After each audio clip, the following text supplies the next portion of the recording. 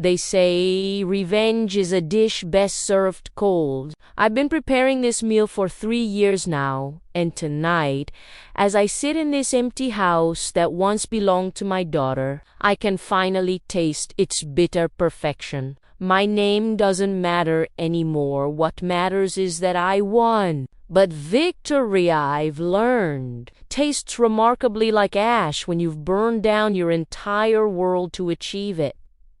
Let me tell you how it began. 3 years ago, I was Mrs. Catherine Witt, wife to a successful investment banker, mother to a spoiled princess named Sophia who believed the world owed her everything simply because she existed. I lived in a pristine colonial home in Westchester, drove a Mercedes that I never truly appreciated, and wore my mother's antique jewelry to charity galas wear. I smiled and nodded and pretended to care about causes I couldn't even pronounce correctly.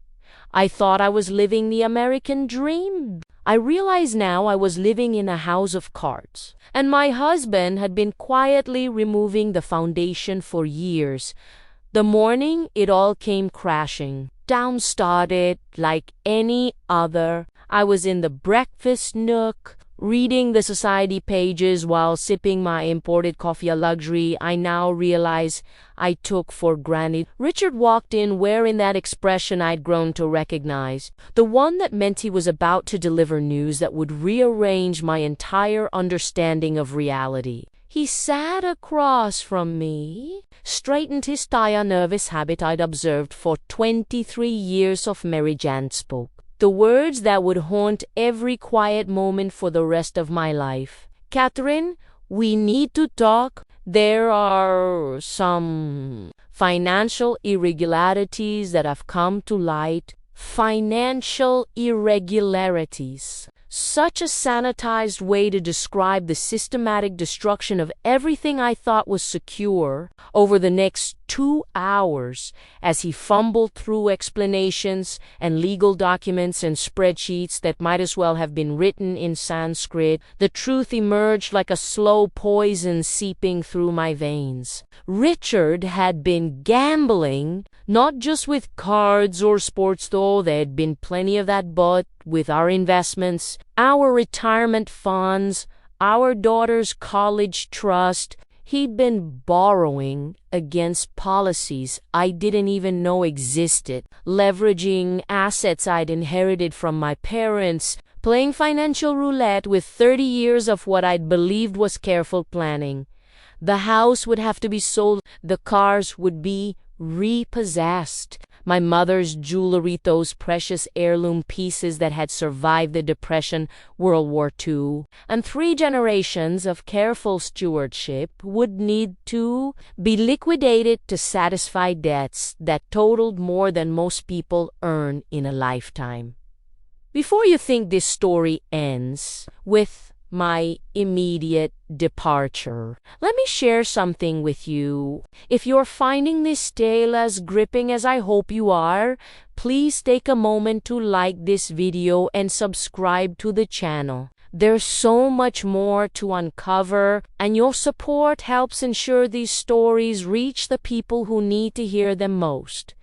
I didn't leave Richard immediately. That would have been the sensible thing to do, the thing a woman with any remaining self-respect might have chosen. Instead, I stayed and watched the systematic dismantling of everything I'd believed was permanent. I watched the movers come for furniture that had been in my family for generations. I watched my daughter's face crumble when we had to explain that her spring semester at Cornell would need to be funded differently, if at all. I watched Richard sell my mother's engagement ring, her pearl necklace, her diamond bracelet, piece by precious piece, to feed his addiction to risk.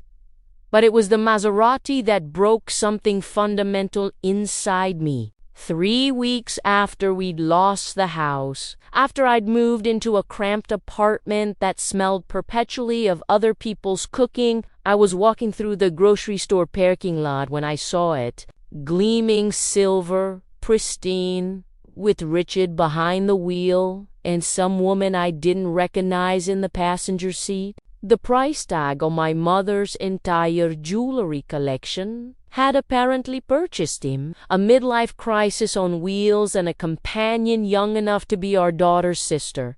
That night, I called Sophia, my beautiful, entitled, 22-year-old daughter who had spent her entire life believing that money simply appeared when needed, like water from a faucet or electricity from an outlet. I expected sympathy. I expected outrage on my behalf. I expected her to share in my fury at what her father had done to our family.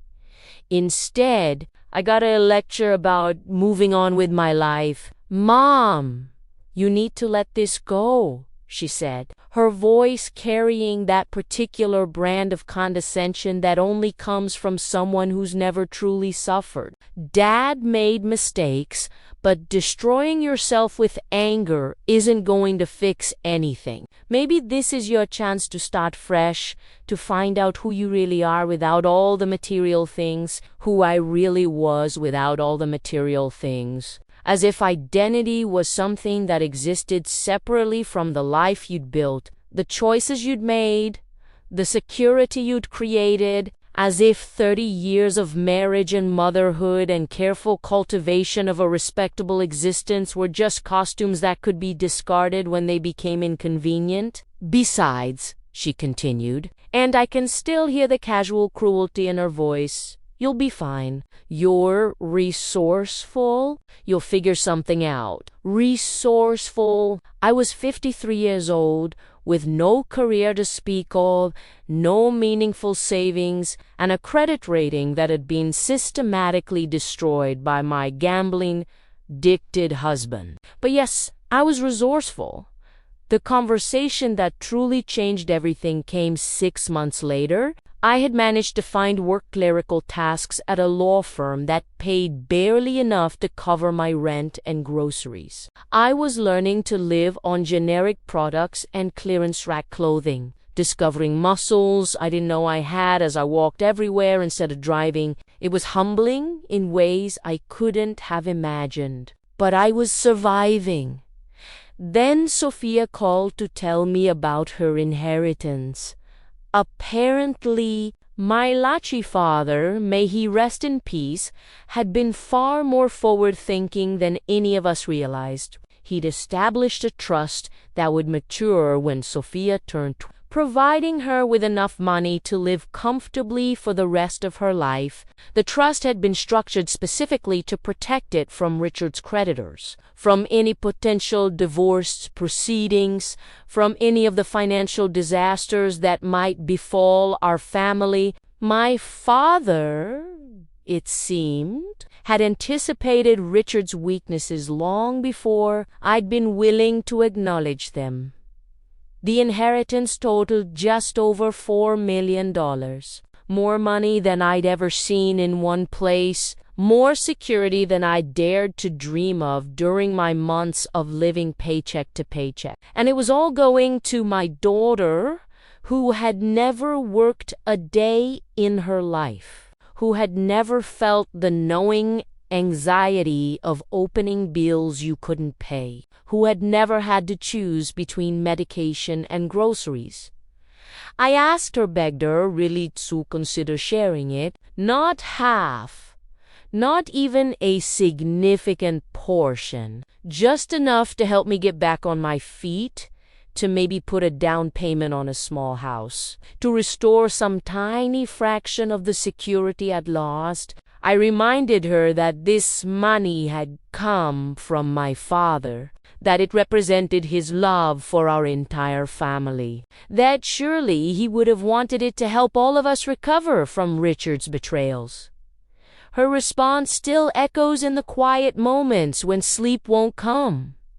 "Mom, I love you, but this is my money. Grandpa left it to me, not to you. I can't be responsible for fixing your problems. She couldn't be responsible for fixing my problems, the problems that had largely stemmed from supporting her privileged lifestyle for 22 years, from sacrificing my own financial independence to ensure she never wanted for anything, from enabling her to float through college and early adulthood without ever developing the resilience that comes from genuine struggle. I'm curious, where are you watching this from right now? Are you in a place where family loyalty means something? Or have you also discovered the hollow promises that bind us to people who share our blood? Comment below and let me know your city and country. Sometimes knowing we're not alone in our disillusionment is the only comfort we can find. That night after Sophia's rejection, I sat in my tiny apartment with a bottle of wine I couldn't afford and made a decision that would consume the next 2.5 years of my life. If my daughter wanted to play the game by legal rules, if she wanted to hide behind the technical language of trusts and inheritance law, then I would learn to play that game better than she ever imagined possible. I started by hiring David Kellerman, a forensic accountant who specialized in complex financial investigations. David was expensive, more expensive than I could reasonably afford, but he worked on contingency, motivated by the possibility of uncovering irregularities that might legally challenge the trust's structure. What we discovered over the next 6 months was better than I dared to hope. My father's trust hadn't been established by my father at all. It had been created by Richard using forged documents and my father's identity as a way to hide assets from potential creditors. The money in that trust was largely comprised of funds that Richard had illegally diverted from his clients' accounts over a period of several years. In essence, Sophia's inheritance was built on embezzlement, fraud, and identity theft. But proving this would require resources I didn't possess, legal expertise that would cost more than the inheritance was worth, and access to financial records that were protected by multiple layers of privacy laws. The logical response would have been to report Richard to the authorities and hope that justice would eventually prevail through the proper channels. I chose a different path. I began by reaching out to every person Richard had wronged during his years of financial gambling, his former clients who had lost their retirement savings, his business partners who had been left holding fraudulent contracts, his brother who had co-signed loans that Richard had defaulted on. One by one, I convinced them to file civil suits against not just Richard, but against any entities that had benefited from his illegal activities, including the trust that had been established in my father's name. This process required me to become someone I had never been before. I learned to lie convincingly, to manipulate emotional vulnerabilities, to present myself as a fellow victim while simultaneously orchestrating a campaign of legal warfare that would have impressed I cultivated relationships with people I despised, flattered lawyers whose ethics were as flexible as their billing rates, and promised favors I had no intention of honoring. The first phase of litigation lasted 8 months. During this time, I watched Sophia's confidence slowly erode as she realized that her inheritance was not the simple gift she had believed it to be. The legal challenges froze the trust's assets, preventing her from accessing the money while the various lawsuits worked their way through the courts. She was forced to take a job, her first real job, waiting tables at a restaurant near her apartment. The irony was exquisite. While I had been learning to survive on minimum wage, she was just discovering what that survival required. She called me during this period, her voice smaller than I'd heard it since she was a child, asking if I knew anything about the legal challenges to her inheritance. I told her I was as confused as she was, that these things sometimes happened with complex estates, that I was sure everything would work out fine. I offered to help her with her rent while the legal issues were resolved, knowing that my assistance would be both insufficient and temporary. The second phase began when David Kellerman uncovered evidence that Richard had been using a sophisticated network of shell companies to hide assets offshore. This discovery opened up new avenues for legal challenge, but it also revealed something that changed the entire scope of my revenge. Sophia had known about some of Richard's financial 4 months before our family's collapse, and had said nothing. Phone records showed dozens of conversations between Sophia and Richard during the period when he was liquidating our assets. Bank records indicated that she had received several large deposits into her personal accounts. Money that she had claimed came from summer jobs and freelance work. Credit card statements revealed that she had been living far beyond any legitimate means, financing a lifestyle that would have been impossible on the income she claimed to be earning. My daughter, it appeared, had been complicit in my destruction. This revelation required me to restructure my entire approach to the legal campaign. Instead of simply challenging the trust's legitimacy, I began building a case for conspiracy and fraud that would implicate Sophia as an active participant in Richard's schemes. This meant gathering evidence that my own daughter had knowingly benefited from the systematic theft of money that had been intended to secure our family's future. The investigation required me to hire private detectives to bribe bank employees for access to protected records, to cultivate relationships with people who moved in the gray areas between legal and illegal financial services. I learned to speak the language of money laundering and tax evasion, to understand the complex web of regulations that governed offshore accounts and shell corporations. Most importantly, I learned to live with the knowledge that I was systematically destroying my own daughter's life, and that I was enjoying every moment of it. The third phase of litigation began 18 months after my conversation with David Kellerman. By this time, the legal fees had consumed most of the trust's assets, leaving Sophia fighting for what had once been of inheritance but had been reduced to less than $800,000. She had been forced to move 3 times as landlords, grew tired of waiting for rent payments that depended on legal proceedings she couldn't control. She had lost weight, developed a nervous habit of chewing her nails, and begun showing the kind of stress-related aging that I knew intimately from my own months of financial desperation.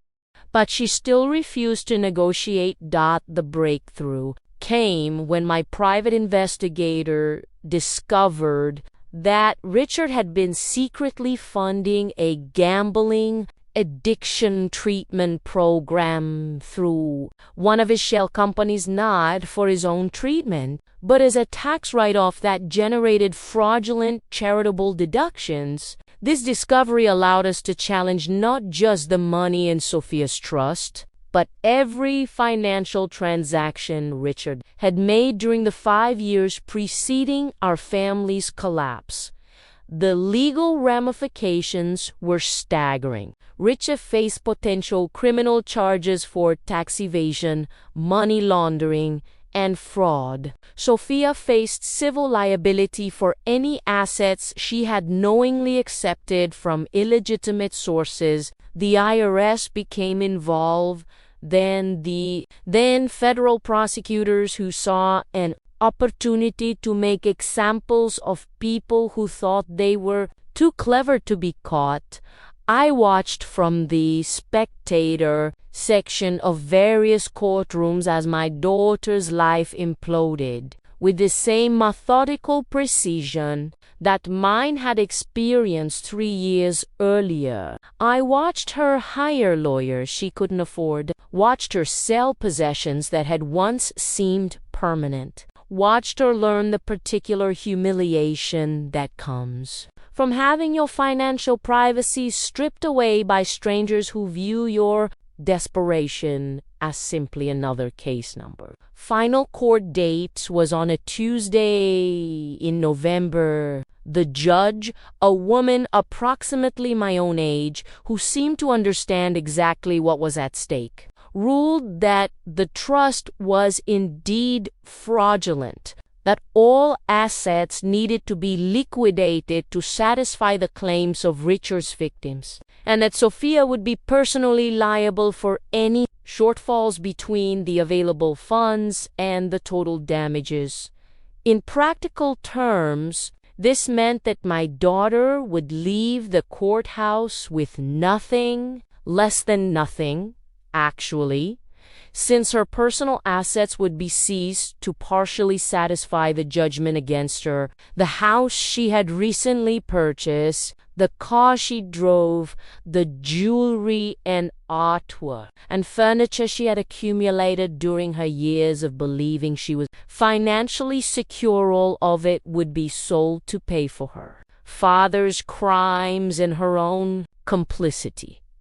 But the ruling also established that I, as the primary victim of Richard's fraud, would be first in line to recover damages from the liquidated assets, after legal fees and administrative costs. I would receive approximately $1.2 million, not the full amount I had lost, but enough to restore much of the security that had been stolen from me. I had won. That night, I called Sophia to offer my condolences. She was crying deep, ugly sobs that reminded me of the tantrums she had thrown as a child when she didn't get her way. She asked me how this had happened, how the inheritance that had seemed so secure could have disappeared so completely. She wondered aloud whether I had known that the legal challenges would be successful, whether I might have influenced the outcome in ways she didn't understand. I told her that I was as surprised as anyone by the court's decision, that complex financial cases often produced unexpected results, that I hoped she would be able to rebuild her life from this difficult starting point. I offered to loan her money for a security deposit on an apartment, knowing that she was too proud to accept charity from the mother she had dismissed so casually. Before hanging up, she said something that I replay in my mind during the quiet hours when sleep won't come. "Mom, I know we haven't been close lately, but I hope you know that I love you. I hope you can find it in your heart to forgive me for not helping you when you needed it most." I told her that I forgave her, that families sometimes make mistakes, that love was more important than money. I told her that everything would be fine, that she was resourceful, that she would figure something out. The irony was perfect. 6 months later, I'm sitting in the house that once belonged to my daughter, surrounded by furniture that she was forced to sell to cover her legal debts, writing the final chapter of a story that has consumed 3 years of my life. The $1.2 million has been deposited into accounts that I control completely, invested in instruments that will provide me with security for the rest of my life. I drive a sensible car that I own outright, wear clothing that fits properly, and eat meals without calculating the cost of each ingredient. I have everything I thought I wanted when this began: financial security, a comfortable home, the satisfaction of knowing that justice, however delayed, eventually prevailed. I proved that I was indeed resourceful, that I could survive and ultimately triumph over people who had underestimated my capacity for strategic thinking. But victory, I've discovered, is a lonely companion. Sophia and I haven't spoken since that final phone call 6 months ago. I know from mutual acquaintances that she's working multiple jobs to pay off the remaining legal debts, that she's living in a studio apartment across town, that she's learned to shop for groceries the way I did during my months of poverty, strategically, with constant awareness of every dollar spent. I know that she's dating someone new, a man who works construction and drives a pickup truck and doesn't seem bothered by her complicated financial history. I know that they're talking about marriage, about starting fresh, about building a life that doesn't depend on inherited wealth or complex financial instruments. I know that she's pregnant. This knowledge came to me through my neighbor, Mrs. Patterson, who mentioned it casually during a conversation about the weather. Sophia is apparently 4 months along, planning for a spring birth, nervous about becoming a mother while her own financial situation remains so precarious. She's been asking mutual friends whether they think I would want to know about the pregnancy, whether I might be interested in being involved in the child's life.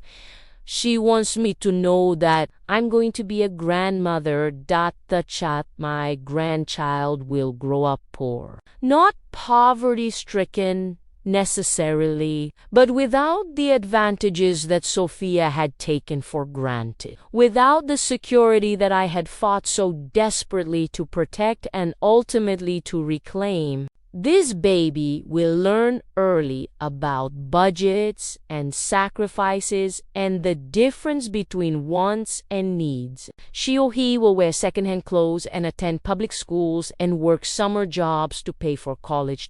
In other words, this child will grow up the way most children do, without assuming that the world owes them anything simply because they exist. I could change this. I have more money than I need, more security than any single person could reasonably use. I could reach out to Sophia, could offer to help with medical expenses and baby supplies and the 1,000 small costs that come with raising a child. I could be the grandmother that every child deserves, present, supportive, determined to break the cycle of resentment that has defined our family's recent history. I could forgive her, genuinely and completely, for the casual cruelty she showed me during my darkest hours. I could accept that she was young and thoughtless rather than malicious, that her response to my suffering reflected inexperience rather than malice. I could choose to believe that 3 years of consequences have taught her about empathy and responsibility and the weight of our choices on other people's lives. I could be the bigger person. But every time I consider making that phone call, I remember her voice when she told me that she couldn't be responsible for fixing my problems. I remember the months of eating generic cereal and walking everywhere because I couldn't afford gas, while she lived comfortably on money that had been stolen from people who trusted my husband with their life savings. I remember the cold satisfaction in her voice when she reminded me that her inheritance belonged to her alone, regardless of how desperately her own mother needed help. And I remember how good it felt to watch her learn what consequences actually mean. So I sit in this house that once belonged to her, surrounded by possessions that she was forced to sell, financially secure in ways that she will probably never be again. And I wrestle with a question that has no good answer. Is revenge worth the price of losing your only child? Is justice worth the cost of your grandchild growing up without knowing that they have a grandmother who could have made their life easier? The money sits in my bank account, earning interest, growing larger each month. The house remains quiet, filled with expensive furniture and empty of laughter. I have achieved everything I set out to achieve when I decided to fight back against the people who had dismissed my suffering as inconsequential. I won the war, but I'm beginning to understand that victory and happiness are not synonymous. Next month, I will receive an invitation to Sophia's baby shower. Mrs. Patasan mentioned that Sophia has been hoping I might attend, that she's been practicing what she might say if I decided to come. She's been wondering whether I would want to meet her boyfriend, whether I might be willing to be part of the baby's life, despite everything that has happened between us. She's been hoping that I might have learned to forgive her, the way she's apparently learned to forgive me for the destruction I helped orchestrate. I haven't decided what I'll do with that invitation when it arrives. Part of me wants to attend to see my daughter's face when she realizes that I've chosen reconciliation over resentment. Part of me wants to hold my future grandchild, to whisper promises about college funds and birthday presents and all the ways I could make their life easier. But part of me remembers that she called me resourceful when I was begging for help, that she told me I would figure something out when I was living paycheck to paycheck, that she dismissed my suffering as something I should simply move on from. Part of me thinks that she's the one who's resourceful now, and that she figures something out. The part of me thinks that maybe this baby will be better off learning early that the world doesn't owe them anything, that security is something you build rather than something you inherit, that family love is conditional on how we treat each other when times are difficult. Part of me thinks that my revenge is still incomplete. The house is quiet tonight, and I'm tired in ways that have nothing to do with how late I've stayed awake. Tomorrow I'll make some decisions about investments and insurance policies and whether to renovate the kitchen that Sophia designed but never got to enjoy. I'll continue building the secure, solitary life that I fought so hard to achieve. But tonight, I'm going to sit here in this silence and remember what it felt like to be a mother instead of a victor, to love someone more than you love your own need for justice, to believe that family was something that transcended the worst things we do to each other. Tonight, I'm going to mourn the woman I was before I learned how satisfying revenge could be, and how empty that satisfaction feels when you have no one left to share it with. I got everything I wanted when this began, and now I understand why they say you should be careful what you wish for, because you just might get it. The money is mine. The house is mine. The victory is mine. And I have never been more alone in my life.